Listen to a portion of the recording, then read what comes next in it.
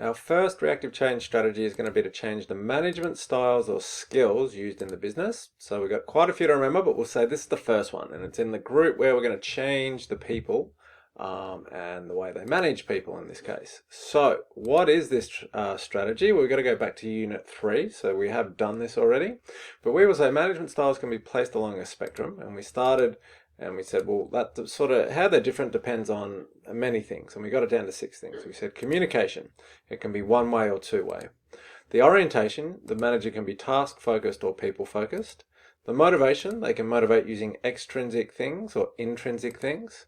Decision making can either be centralized, kept by the manager, or decentralized to employees.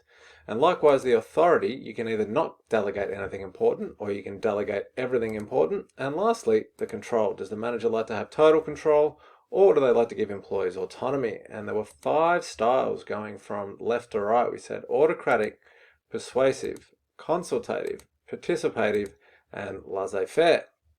And what we're saying in this particular strategy is what we're going to do is sort of adopt what's called a contingency style. So when we do different tasks, we learned earlier that, yeah, you change your management style. So if the business undertakes a new marketing campaign, we might use participative or laissez-faire. If we have to terminate someone, though, for doing the wrong thing, we're probably better off using an autocratic style there. And the style we use changes, so depending on the task that we're doing. That is called this contingency or situational style, where the manager changes what style they use from one situation to the next.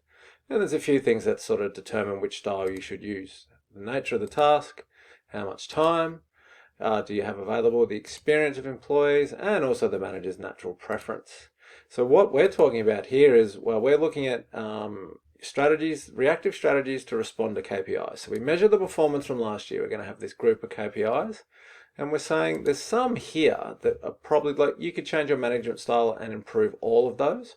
But in particular, you're probably going to improve these things: productivity growth, customer complaints, staff absenteeism, and staff turnover. So this strategy, if we had to describe it or explain it, we would say it's where the manager uses the contingency or situational style and they change it to increase the efficiency and productivity of employees, increase the motivation of employees, and get employees to perform their roles to a higher level of quality. Now that's going to improve all your KPIs, hopefully, but we're saying in this case it's probably going to improve this one, productivity growth, this one, customer complaints, this one, staff absenteeism, and this one, staff turnover.